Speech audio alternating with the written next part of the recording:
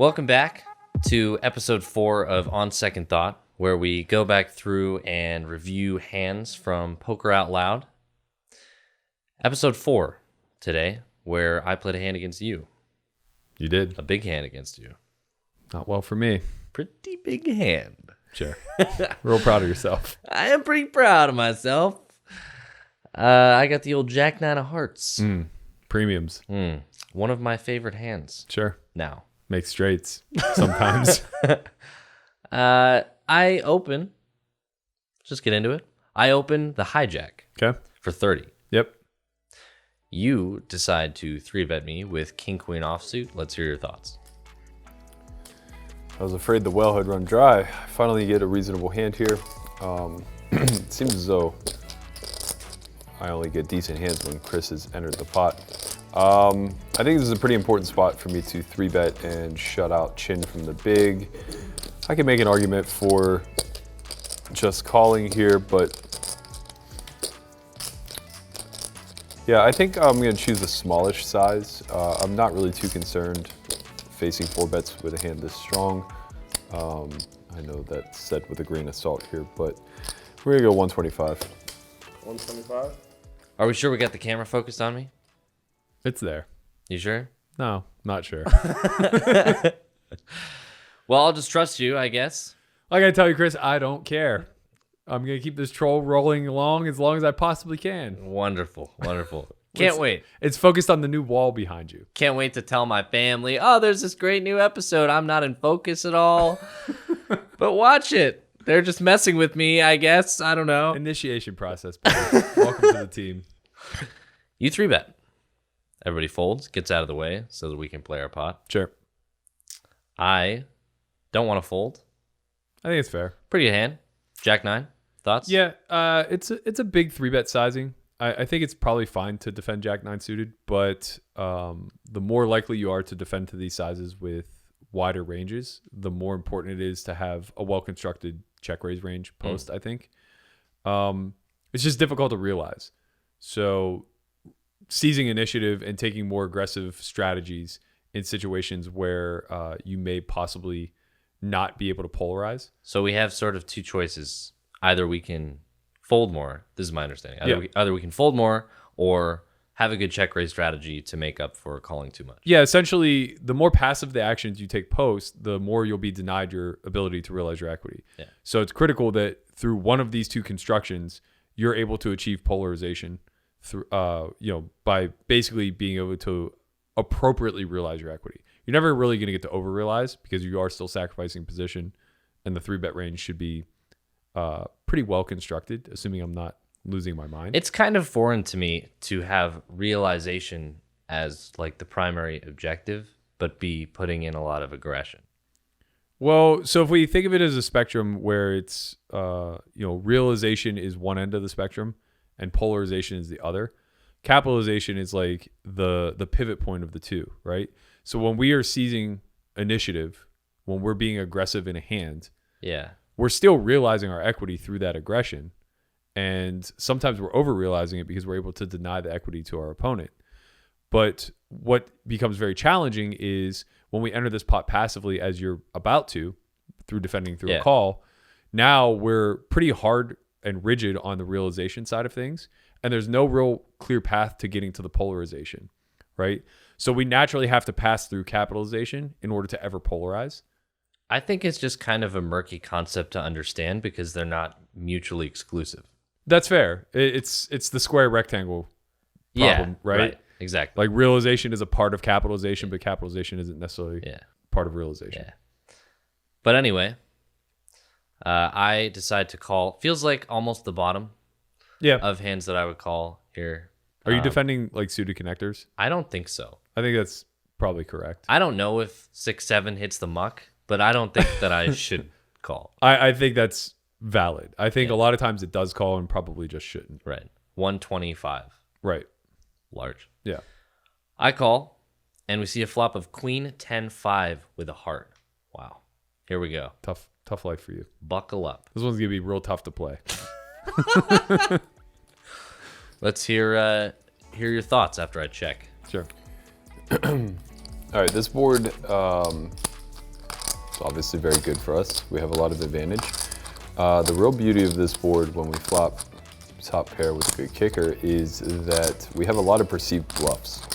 So given the presence of the 5 and the 10, I think the vast majority of our bottom end of range, such as 7-8 suited, 6-7 suited, things like that, when possessing backdoors are going to continue with a bet. So will our top pair plus, as well as a fair amount of our straight draws. I think King Jack probably splits between a bet and a check here. Ace Jack probably wants to also split at some degree. Ace King probably gets to bet a little bit more freely.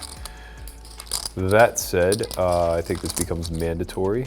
We're probably slightly weighted towards bluffs, but we're also targeting his 10x / drawing range,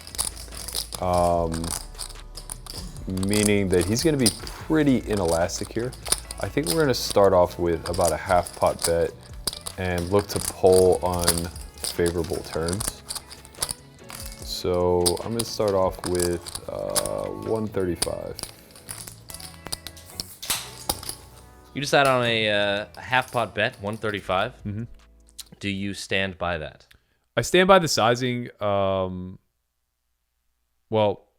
two things, I guess. If it's my only bet sizing strategy here, then I think it's probably fine, but maybe a little bit on the large side. If I have multiple strategies here, then I think it's not fine with this particular candidate. Multiple strategies as in bet sizes? Yeah, if I'm splitting between like say quarter pot and 75% pot, Yeah. then I'm going to want to allocate this hand specifically to the quarter pot and just choose king queen suited with backdoors in the 3/4 pot. Why?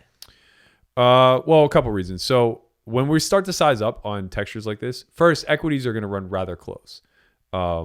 You're going to have a lot of suited hands that are going to have a lot of backdoor equity. They're going to flop a lot of flop natural equity, be it gut shots, open enders, pairs, like what have you. 8-9, ace jack, suited aces, right? that kind of thing. All that type of stuff. And then your higher showdown value region, you're going to have all the suited broadways. You're going to have some pocket pairs that really are going to encompass the bottom of your range. Yeah. It's mostly like 9s through deuces. It's hard to miss this flop. Depending on how we define miss or hit. Yeah, true. Well, we always have a little something. Right. And Something. that's like the problem that you currently have to deal with, because it's very Yeah. easy to over defend this board. And I think that's where my mindset was from an exploitative realm. We were talking about how people are overvaluing backdoor Backdoors. equity in 3-bet pots. Yeah. Wanna elaborate on that a little bit? Yeah, I think that what happened when minimum defense became such a well fleshed out. So hip, Well, okay, that's one way of putting it. trendy. I would like to say that people understand it better now, but yeah, maybe it's just Come on. okay. I'm not saying I understand it. Fair. It might just be a crutch that people lean on where they're just like, well, I got to start defending more hands. I don't want to overfold. Yeah, when those became buzzwords, I think that the first thing that people gravitated towards, obviously, was defending like overcards with backdoors. And that's natural. Dude, I'm seeing Rex at 2-5, open to 20, Yeah. and just bet like 10. Yeah. What happened? They just mimic. What the fuck happened to poker, I mean, man? They every 3-bet pot, down bet. yeah. These regs just 3-bet. That comes like fucking 5, 6, 7. They're like a quarter pot. Yeah. I'm like, what the fuck? Do you even know what they don't? All they do is just see. Oh, What's you're really so- beautiful is whenever they go like quarter pot flop and then like 2x pot turn. I don't get it, man. I mean, don't they're get just it. mimicking good players. That's been live poker from the dawn This of time. fucking 2-5 reg at Aria 3-bets. It's like 7, 8, 9. He bets like quarter pot. The guy min raises, and the reg's like, oh, that's stupid. It's like, check, idiot. Idiot. Check. Then he like calls the min raise. He like side calls. It's so obvious. He says like ace king. Right, drawing And- dead. Yeah. Can we get a graphic of like, you know what grinds my gears? I'd love a show like that. I know you would. Put me up. I'm sure you would. But yeah, anyway, when you're in a 3-bet pot, SPR is much lower and ranges are much more narrow. So the equity distribution is such that a lot of those backdoor candidates are actually your lowest EV hands and are generally supposed to be relegated to folds.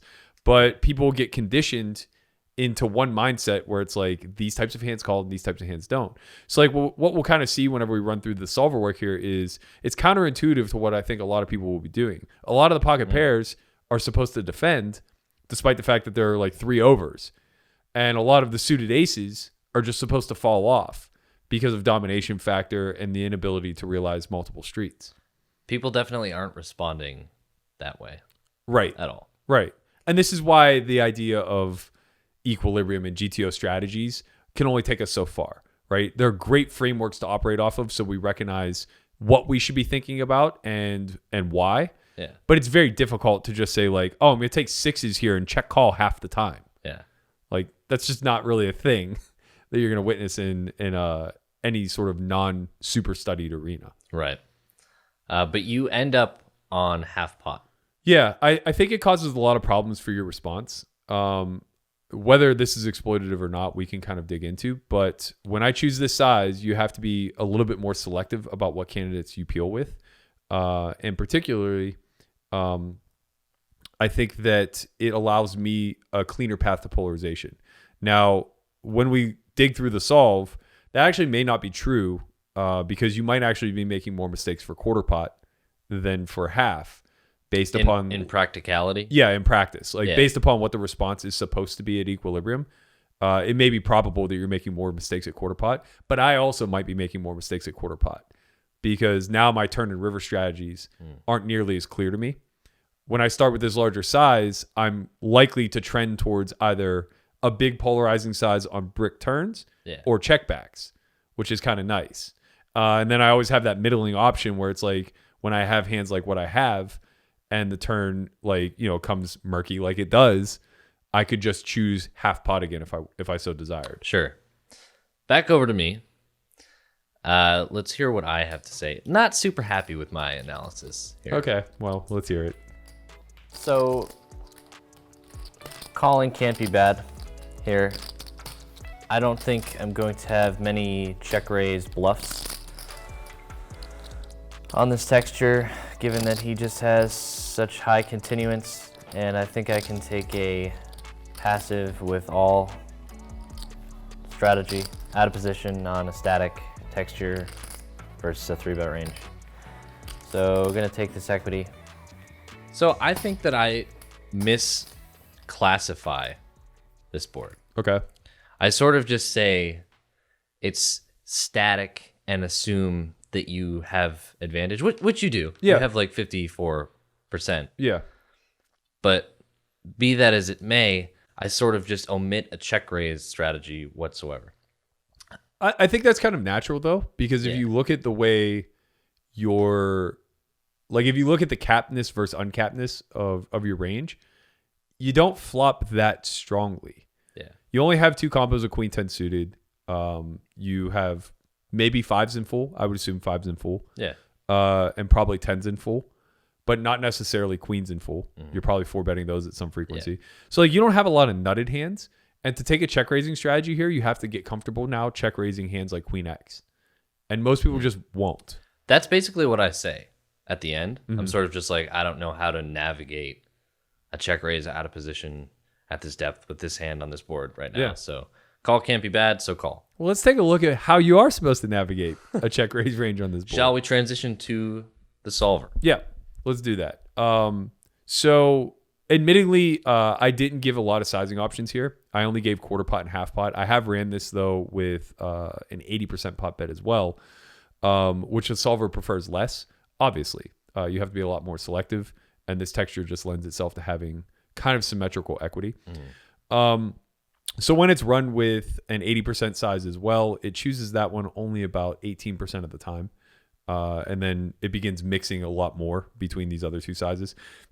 But for the purpose of this, let's just go with a small bet and a half pot bet because I chose half pot. So if I'm choosing half pot, I'm probably never choosing 80%.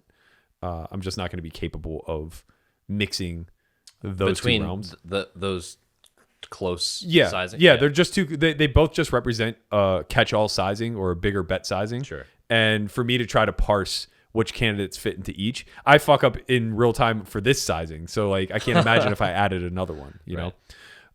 So when only given the two options, it does actually prefer the size that I chose.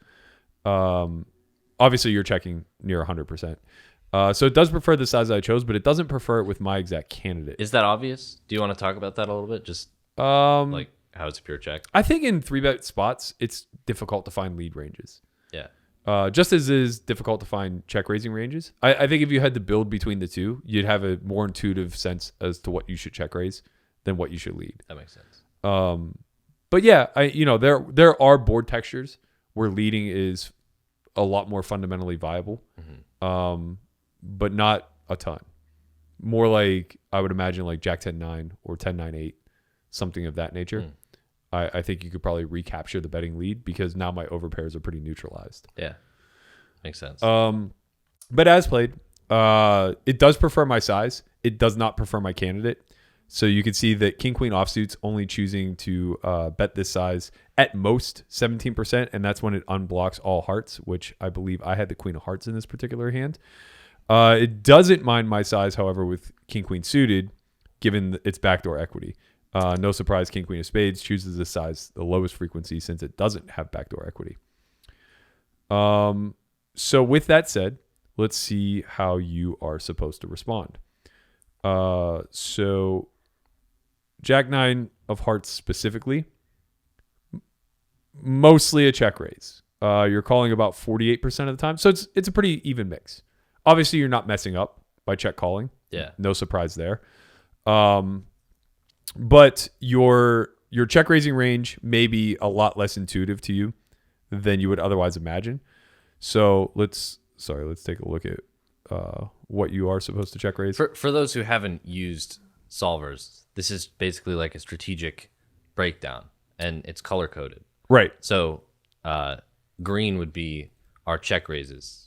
Yeah. And then yellow would be our calls, and red folds. Thanks for pointing that out. Actually, it's a good thing. I figure a good demonstrate. Percentage of the audience doesn't. No, I agree with you. So when you are check raising, we're going to be choosing these hands in green. As you can see, this is kind of the Manhattan graph of it all.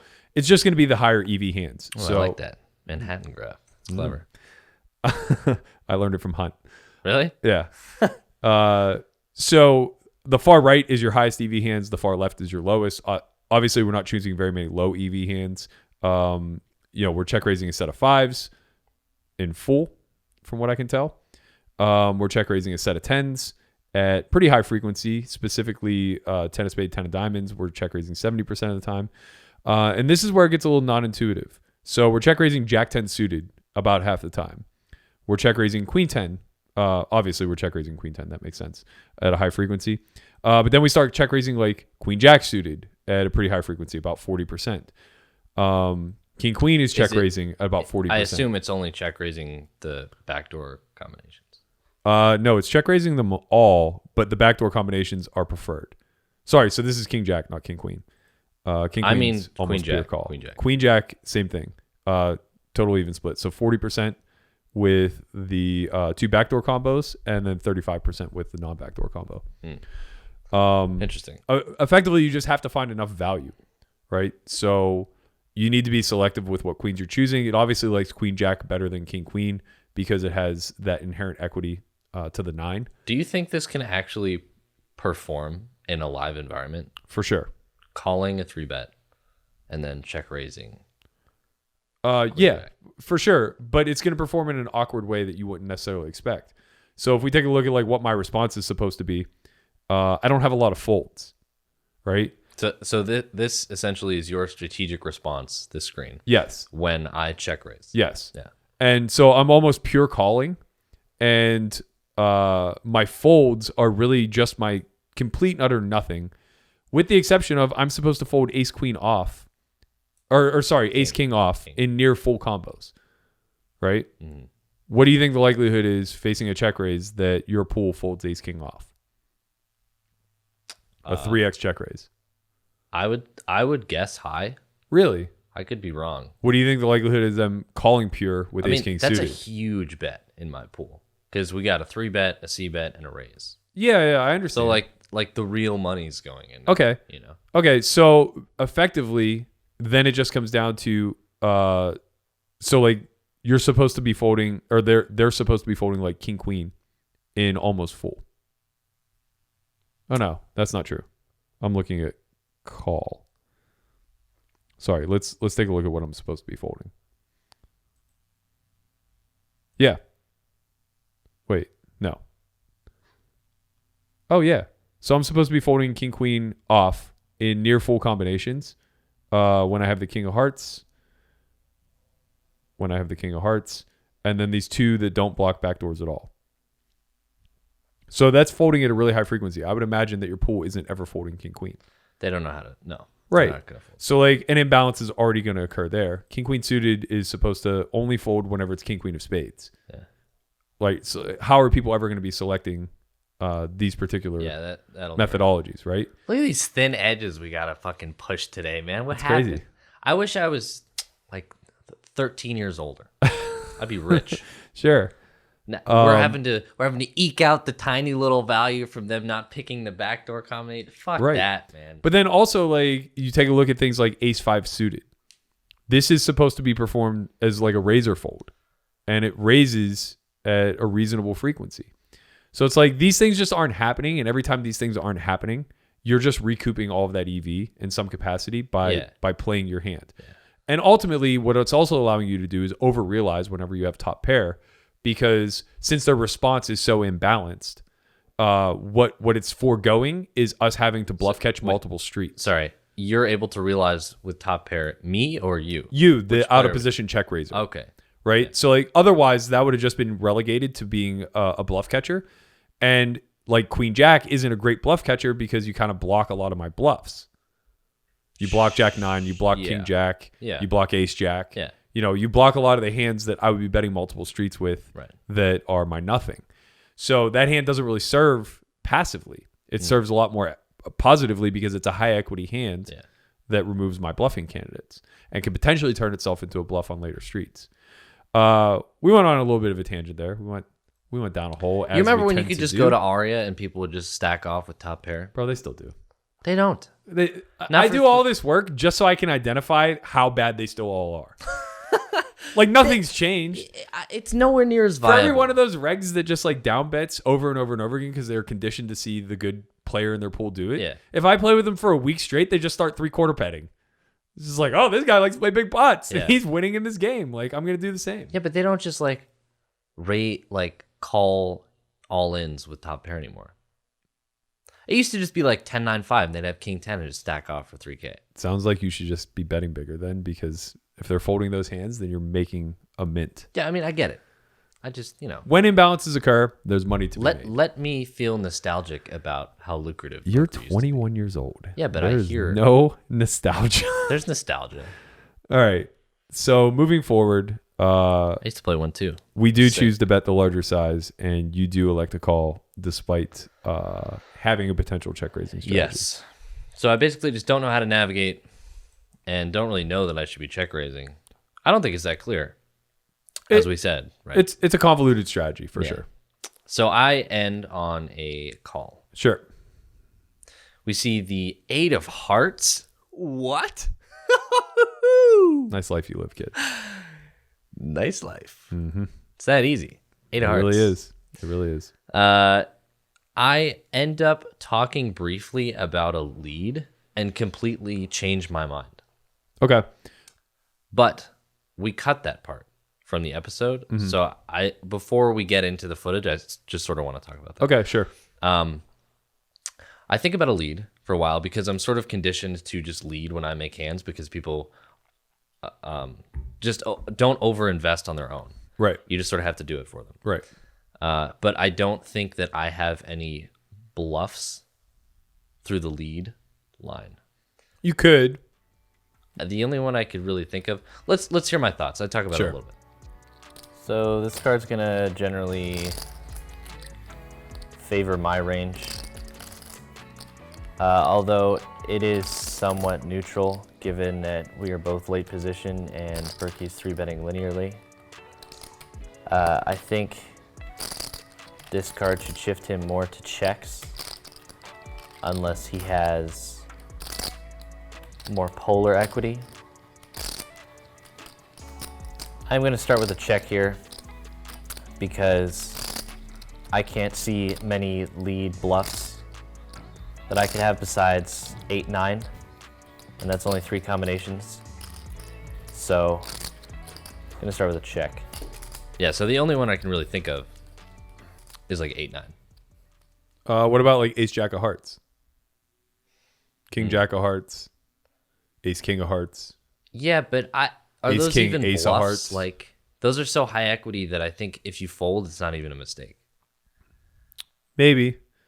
I think it's probably a lot less about me folding my hand now and potentially being able to maximize your stronger hands like Jack 9, like a set of 8s. Yeah. Things of that nature, or sets that you didn't check raise on the flop, and also still having hands that could potentially earn folds on the river. Yeah, so I end up checking. Which is fine. It does have you checking the majority of the time. It does have you leading, though, small, about 20%. So we can take a look at like what it actually would have you leading. And I don't think it's like any shock. It's a set of 10s. It has you leading 10-9 at, let's call it relevant frequency. I mean, it's leading 10-9 of hearts specifically. Yeah. Right. It's leading Jack 9 of hearts it prefers. But again, all of them are relatively low frequency. So between 20 and 28%. It's leading. I have the highest EV combination on this board that's possible. Yeah. How did I that's true. pull that off? You're a goddamn luck sack is how. I'm a wizard. But yeah, if you take a look at like what it wants to lead, it wants to lead hands that possess hearts or heart blockers. Yeah. So it will lead ace queen with the queen of hearts. It'll lead ace queen with the ace of hearts. It leads ace queen of hearts. So effectively, just again, it's going to be largely higher EV hands. I thought you would just basically see through that I would just have really high equity, either with like a combo draw or already a straight or set. And Yeah. just make big folds. Yeah, but I think your point is valid in that I do check this card back a lot. If we take a look at like what it does to the equity of each of the ranges, you can see I'm greatly diluted. Yeah. So where I was a flop favorite at about 50, was that 53? Yeah. Yeah, so I had about 3.6. right. So I had about 53% equity on the flop, and now when we take a look at the turn, I'm diluted all the way down to 41%. So this is Whoa! It goes from you go from 50. well, it's because of my range construction. I don't have Jack 9, and you do. You have full Jack 9 in combos. So I shouldn't have full suited. yeah, sorry, full suited. Okay. So since you have all 4 combos Yeah. of Jack 9 suited, and I have 0, that just gives you massive nut advantage. Yeah, but on it's this not that many. particular It's only card. 4 combinations. That's a massive shift. It's 4 combinations, but I don't have pocket 5s either. You do. So that's another 3 combinations of Yeah. relatively nutted hands. And I'm just like a lot more wide with my 1 pair hands because I have ace 10 off, I have king queen off, I have queen jack off at a low frequency. You know what I mean? I just have a lot of bluff catchers in range. Okay, so you do forgo the lead, which I think is fine. You choose to check. My preferred strategy here is ever so slightly checking. Next in line actually chooses the big bet. So the solver likes my size, but again, not with this hand. If we look at how often I'm choosing the size with king queen offsuit, it's literally never. Could have sugarcoated that a little bit. Well, it will choose this size with exactly king queen of hearts. Yeah. And effectively what it's just demonstrating is that I need to have more equity to push whenever I'm choosing this polar size. So my 1 pair of hands that want to start polarizing are ones that just have tremendous equity when called, Yeah. even if they're behind, right? And they also have enough equity to stack off because now the SPR is being reduced to 1. And I basically I just want to clarify again because we're clicking through a lot of stuff. Sure. This again is the computer strategy, Right. when you are checked to on the 8 of hearts. Yes. Yeah. Right. So I'm mostly checking back, but I'm only checking back about half the time. When I'm not checking back, it likes a large bet. Yeah. Because I do have a lot of hands that possess a high density of EV. But again, look, no surprise, it's choosing very polarized range construction here. So it's choosing my absolute highest EV hands, and it's choosing my lowest EV hands, which are going to be my wheel aces. Sure. My does it choose ace 5? No. In general, would you say that when a disadvantage card falls or a disadvantage, really anything happens, when you do choose to bet, it should be bigger? Has to be, right? Yeah. That's the whole reason why the card is disadvantageous. It's because now we only have a tiny little subset of hands that are really good, which means we have the top end of our polarization. And then we're going to have some other good hands that block your best hands that I'm going to be able to bluff with. Yeah. Everything else is just like falling into the equity net or the bluff catching zone. And I'm just going to be forced to check back at a really high frequency. All your hands go down in rank. Correct. Now, I didn't think that in real time, What? that I should be checking on this card particularly. Why? If we listen to my Yeah. explanation, Let's see what you have to say when you're picking a size. All right, I really hope to see that I have the Queen of Hearts. That's going to make my decision a lot easier. Ooh, baby, and I do. That's great. Okay, so we can reduce Queen 10 of Hearts from his combination, as well as Ace Queen of Hearts. Two important combinations that have us absolutely dead. That reduces him to exactly only Queen 10 of Spades, which could potentially be slow playing, 3 combinations of 10s. So he has 4 nutted hands.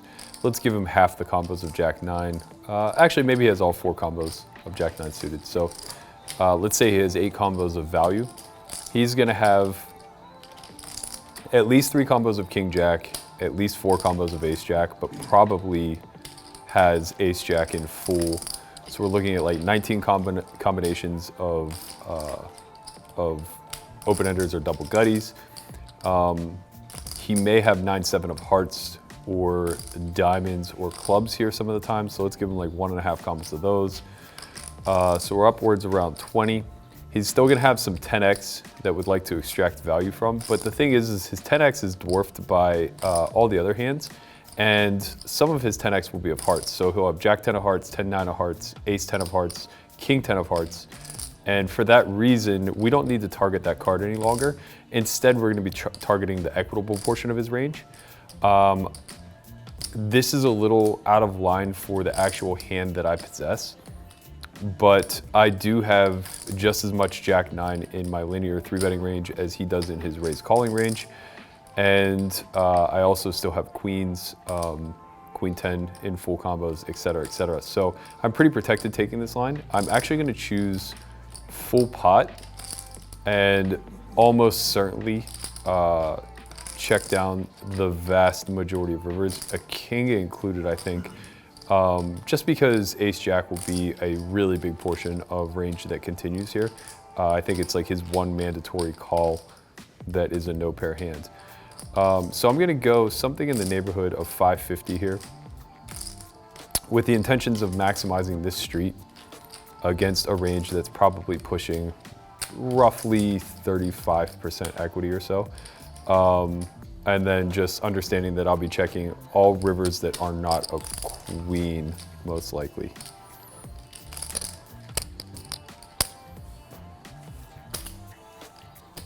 $550. big. So what I recognized is that you turn a lot of equity with this particular card, but it doesn't increase the strength of any of your hands all that much. Yeah. With the exception of Jack 9, of course. Right. But I wasn't completely positive you had all Jack 9 in range because I did choose a large size pre. So all I'm thinking is this kid has a lot of 10x of hearts. He has a lot of like gut shots with hearts. This fucking kid.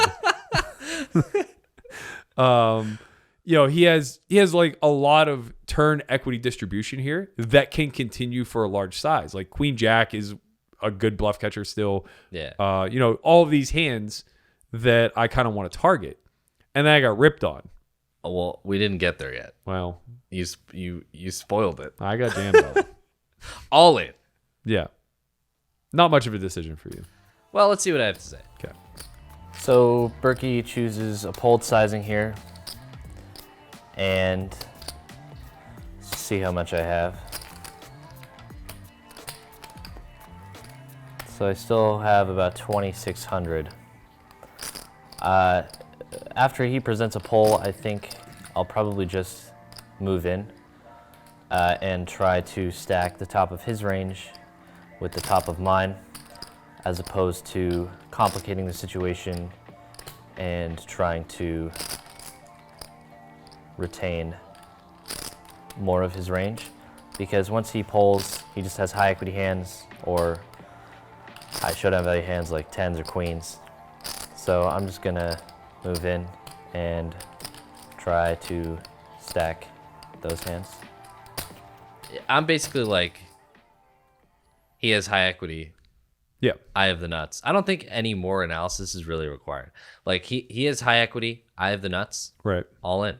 Yeah, I think that's pretty fair. My ace jacks fold, and then like pretty much everything else calls. Sure.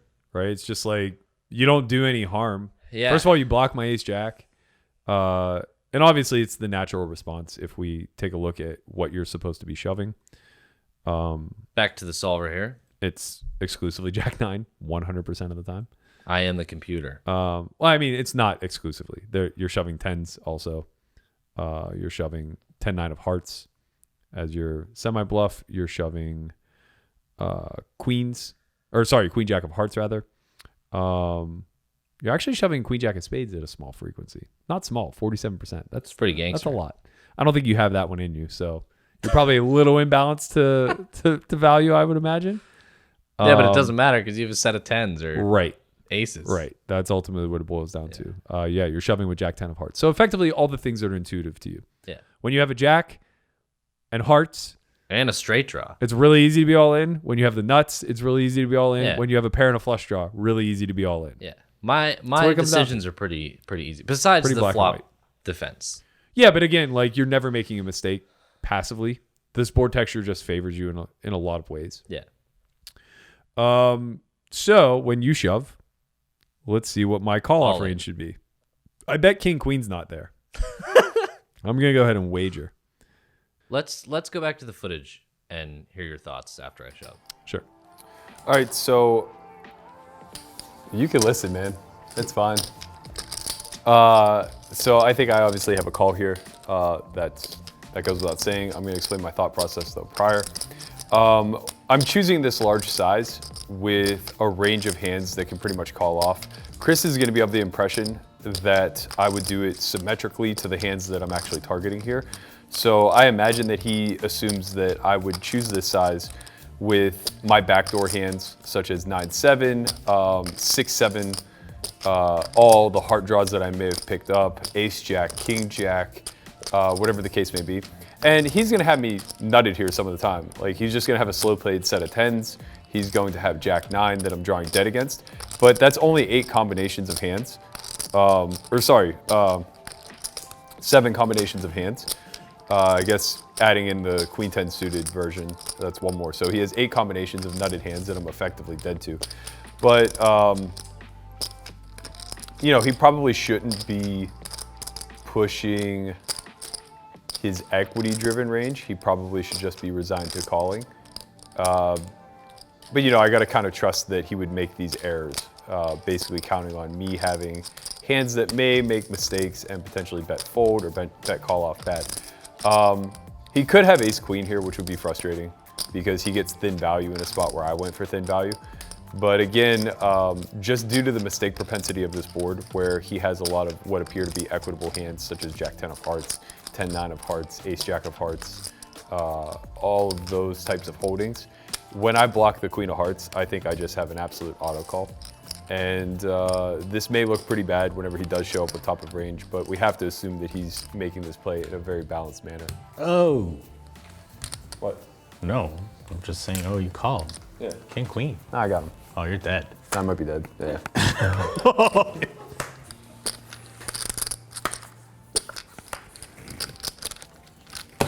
So you seem to think pretty quickly that it's a call off.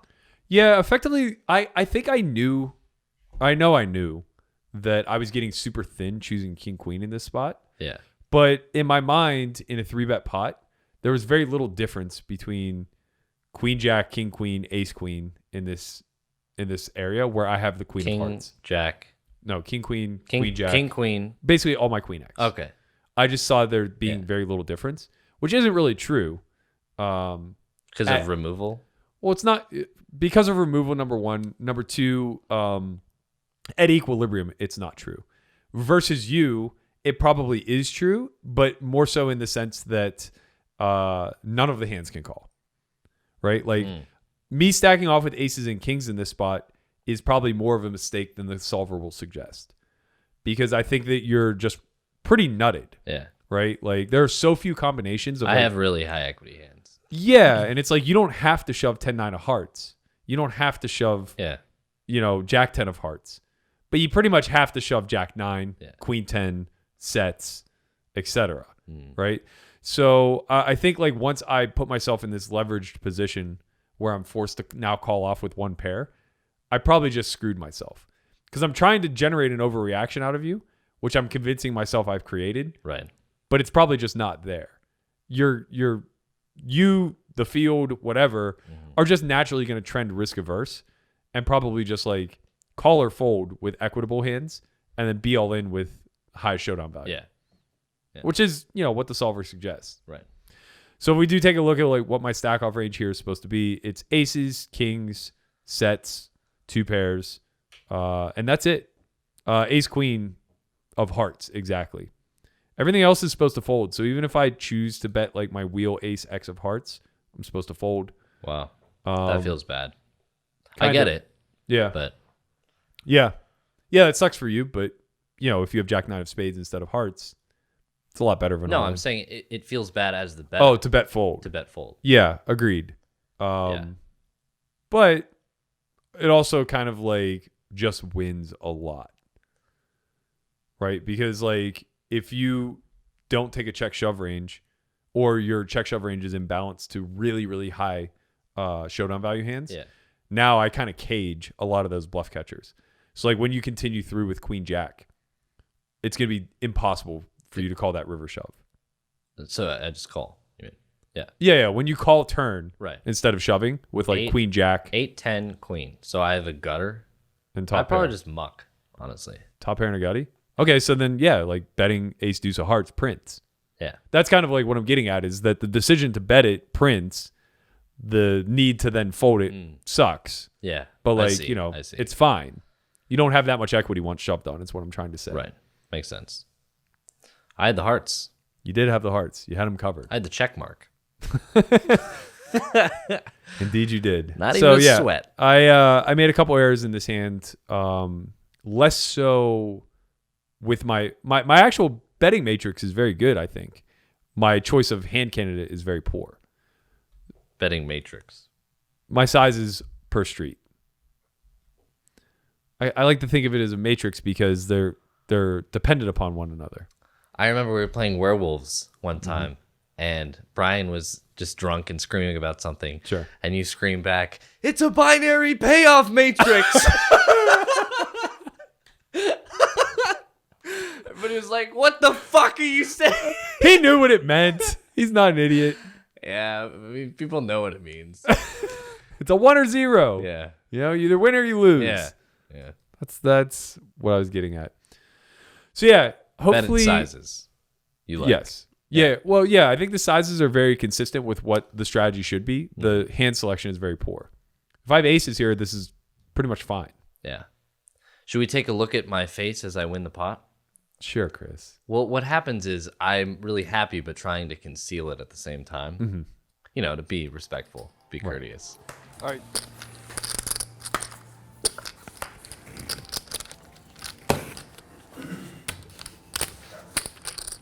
You covered?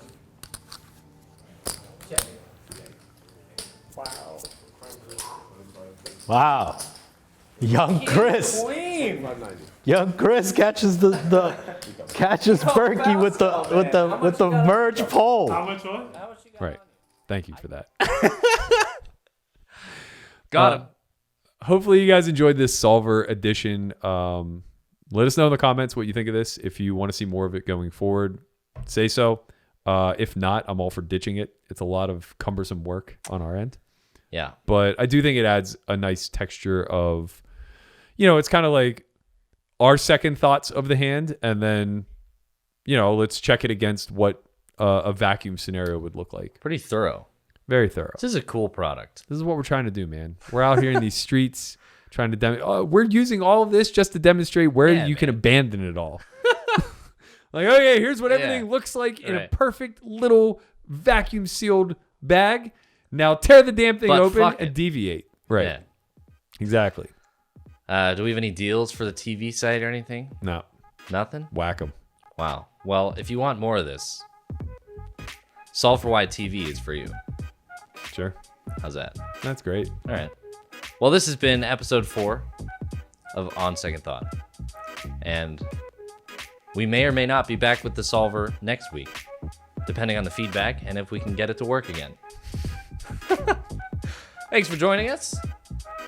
That is all.